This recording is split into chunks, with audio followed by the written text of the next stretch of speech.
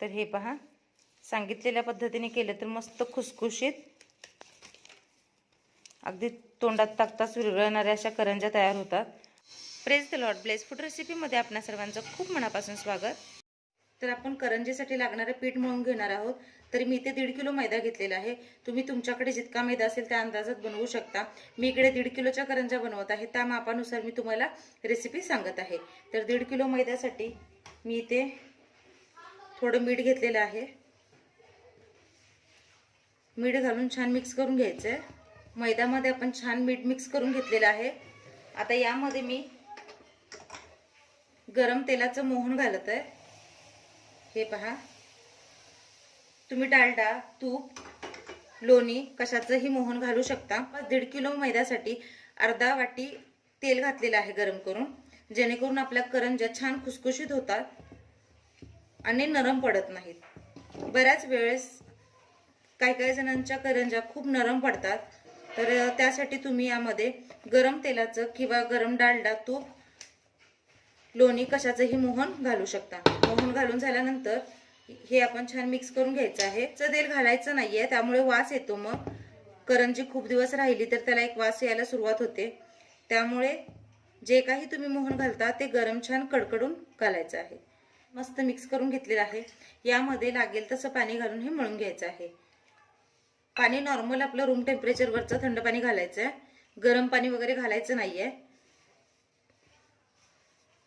आणि पीठ आपल्याला घट्ट मळायचं आहे, पातळ पीठ मळायचं नाहीये. तर लागेल तसं थोडं थोडं पाणी घालून पीठ छान घट्टसर मळून घ्यायचं आहे.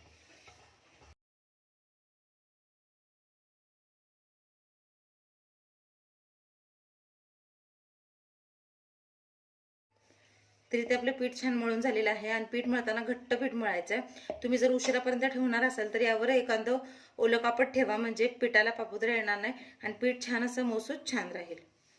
किंवा तुम्ही लगेच करणार असाल तर थोडा वेळ झाकून ठेवलं तरीही चालेल. तर हे पहा, असा मी एक रुमाल घेतलेला आहे. ओला म्हणजे ओला करून पिळून घ्यायचा आहे. खूपही ओला ठेवायचा नाही, थोडा ओलसरपणा त्यामध्ये असायला हवा. त्याच्यात आपण मळलेले पीठ घेतलेलं आहे. छान हे पहा, मऊसूत झालेलं आहे, सोबत सारण. तर आता आपण करंजी बनवायला सुरुवात करूया. तर अगदी छोटा गोळा घ्यायचा आहे. करंज्या तुम्हाला अगदी मोठ्या हव्या असतील, तुम्ही खूप मोठा गोळा घेतला तरी चालेल, पण पेढा इतका गोळा घ्यायचा असतो, खूप मोठा गोळा घ्यायचा नाहीये. आणि थोडासा सुक्का मैदा लावून हे आपल्याला लाटून घ्यायचं आहे.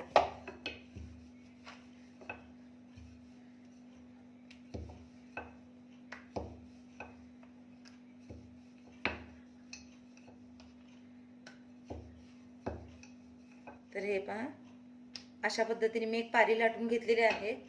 तुम्ही तुम्हाला हव्या त्या आकाराची लाटून घेऊ शकता.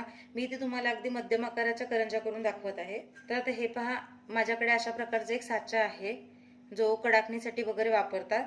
तर याच्या साहाय्याने मी इथे एक कट मारून घेणार आहे. तुम्ही चिरणं वापरू शकता, माझ्याकडे चिरणं नाहीये म्हणून मी याचा वापर करते. याच्यामुळे फक्त डिझाईन छान बनते म्हणून मी वापरत आहे. हे वापरायला पाहिजे असं काही नाही. हे पहा, तर ज्या प्रकारे चिरण्याचा आकार होतो त्याच प्रकारे याचा देखील छान असा आकार निघतो. तर कडेला छान अशा कात्र्या दिसत आहेत तुम्हाला. आता यामध्ये आपण जे सारण तयार करून घेतलेलं आहे ते घालायचं. सारण हे बघा, बसेल इतकंच घालायचं आहे. प्रमाणाच्या बाहेर जर तुम्ही सारण घातलं तर करंजी फुटून तेल आपलं खराब होतं. आणि हे छान चिकटायला हवं, सुटू नये म्हणून मी ते पाणी घेतलेलं आहे. तुम्ही याऐवजी दूध देखील घेऊ शकता. आणि तुम्हाला जर हाताच्या सहाय्याने नसेल जमत, तुम्ही एखादा कापसाचा बोळा घेतला किंवा जे इयरबड्स असतात कॉटनचे, त्या बड्सने जरी लावलं तरी अगदी सुटसुटीत हे तुम्हाला लावता येईल. तर हे पहा, अशा पद्धतीने व्यवस्थित हे असं आपण चिकटवून घ्यायचं आहे.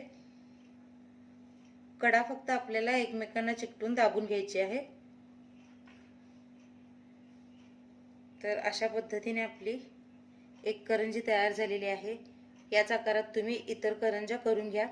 आकार मी सांगितल्याप्रमाणे तुम्हाला लहान हवा असेल लहान बनवू शकता, मोठा हवा असेल मोठा बनवू शकता. आता मी तुम्हाला साच्याच्या आकाराने करून दाखवले. आता मी तुम्हाला फक्त चमच्याच्या सहाय्याने तुम्ही किती छान डिझाईन करू शकता हे देखील दाखवते. तर दाखवल्याप्रमाणे एका साईडला पूर्ण अर्ध कडेला पाणी लावायचं आहे. दोन बाजू चिकटवून घ्यायच्या अशा. हे चिकटवून यासाठी घ्यायचं आहे कारण तेलामध्ये ज्यावेळेस आपण करंजी सोडतो त्यावेळेस कुठूनही सारण बाहेर येऊ नये, कारण सारण जर बाहेर आलं तर पूर्ण तेल आपलं खराब होतं. त्यामुळे हे चिकटवून घ्यायचं आहे. इथे मी काटा चमचा घेतलेला आहे. तर हे पहा, याच्या मदतीने देखील तुम्ही मस्त अशी डिझाईन बनवू शकता. तर जे तुमच्याकडे उपलब्ध असेल म्हणजे जे अवेलेबल असेल त्यानुसार तुम्ही डिझाईन बनवू शकता. डिझाईन बनवायलाच पाहिजे असं काही नाही. डिझाईन नाही बनवली तुम्ही असे देखील बनवू शकता. फक्त डिझाईन बनवल्यामुळे दिसायला जरा छान दिसतं आणि केलेल्याचं जर आपल्याला कौतुक वाटतं. तर हे पहा, मी चमच्याच्या साह्याने देखील तुम्हाला करून दाखवलेले आहे. माझ्याकडे जो साचा होता त्याने देखील बनवून दाखवलेले आहे. तुम्ही साधी चिरणी असते त्याने बनवली तरी चालेल किंवा डिझाईन नाही बनवली तरीही चालेल. तर आता याचप्रमाणे मी बाकीच्या करंज्या देखील पटकन बनवून घेते. ज्यावेळेस तुम्ही सारण घालता असं चमच्याच्या साह्याने व्यवस्थित घाला जेणेकरून त्याचं पसरणार नाही. कोणतीही गोष्ट करताना काही टिप्स फॉलो करा. अगदी पद्धतशीरपणे ज्यावेळेस तुम्ही कोणतीही रेसिपी करा झंझट वाटणार नाही किंवा त्यामध्ये बिघाड देखील होणार नाही. अगदी न चुकता सोप्या पद्धतीने तो पदार्थ होईल. तर जास्तीच्या पाऱ्या पटापटा लाटून घ्यायच्या. तर खूप साऱ्या पाऱ्या लाटून खूप वेळ ठेवायचा नाहीये. त्या जर सुकल्या वारंटल्या तर त्या मग कडक होतात आणि फाटण्याची शक्यता असते. त्यामुळे तुमच्या सोबतीला मदतीला कोणी असेल तर एकाने लाटून द्यायचं आणि भरून घ्यायचं असं करू शकता तुम्ही. नाहीतर खूप साऱ्या पाऱ्या एकदम लाटून ठेवल्या आणि नंतर तुम्ही भरायला गेला तर त्या फाटू शकतात. आकार देण्या इतपत वेळ नसेल तर ही झंझट करू नका. हे फक्त दिसायला छान दिसतंय म्हणून मी तुम्हाला दाखवलंय. मी 1.5 किलोच्या प्रमाणामध्ये करंज्या केलेत. बाकीच्या करंज्या मी नॉर्मलच केलेल्या आहेत. त्याला कोणताही आकार दिलेला नाही आहे कारण तितक्यामध्ये वेळ जातो. तुम्हाला फ्री वेळ असेल तर तुम्ही आकार देऊ शकता. करंज्या छान लाटून भरून झालेल्या आहेत. आता आपण या फ्राय करून घेणार आहोत. आधी मी यामध्ये करंज्या तळून घेतलेल्या आहेत त्यामुळे तुम्हाला खालच्या दिशेने थर जमा झाल्यासारखा दिसतोय.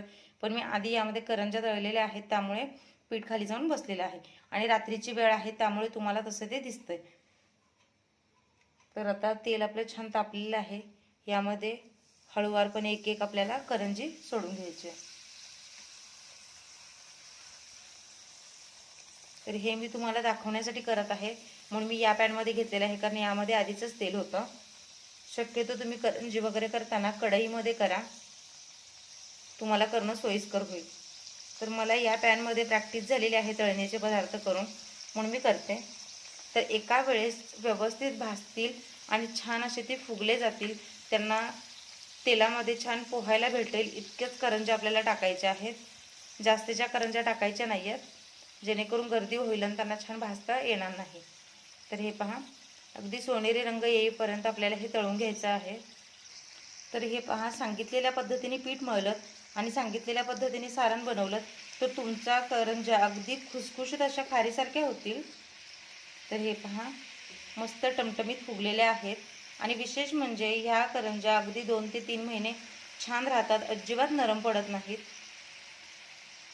आणि अशाच सोनेरी रंगावर आपल्याला हे फ्राय करून घ्यायचं आहे.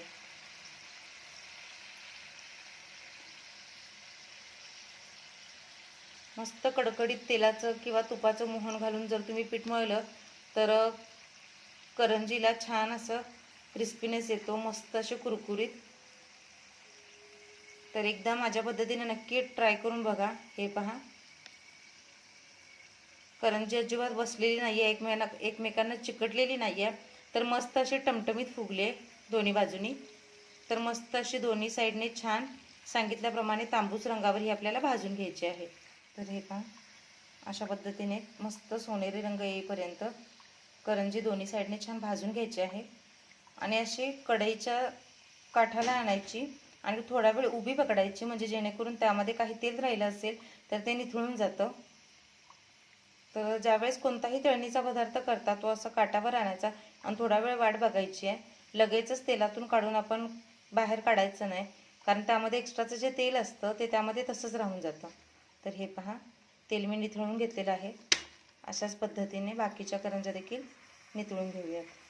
तर खूपही पांढरट रंगावर करंजी काढली तर ती अशी कच्ची चवीला लागते, त्यामुळे थोडी तांबूसच काढायची आहे. चव याची खूप छान लागते. अशा खुसखुशीत करंज्या तेही एका वेगळ्या पद्धतीच्या सारणाच्या तयार झालेल्या आहेत. मला आशा आहे रेसिपी तुम्हाला आवडली असेल, समजली असेल. तर आवडल्यास या पद्धतीने एकदा नक्की ट्राय करून बघा. आणि तुम्हाला माझी करंजी करण्याची पद्धत आणि सारणाची पद्धत कशी वाटली नक्की कमेंट्स करा. सोबतच ही रेसिपी ट्राय करून बघा आणि अशाच नवीन नवीन पारंपरिक रेसिपीजसाठी ब्लेस फूड रेसिपी हे आपलं चॅनल सबस्क्राईब करायला विसरू नका आणि बेल आयकन देखील प्रेस करा, म्हणजे ज्यावेळेस मी नवीन नवीन व्हिडिओज अपलोड करेन त्याचे नोटिफिकेशन तुमच्यापर्यंत भेटत राहतील. तर घंटी वाजवायला विसरू नका. सबस्क्रिप्शन फ्री आहे, पण ते माझ्यासाठी खूप मोलाचं आहे. तर नवीन रेसिपीसह भेटूया पुढच्या व्हिडिओमध्ये. तोपर्यंत स्वस्त राहा, मस्त खा आणि माझे व्हिडिओ बघत राहा.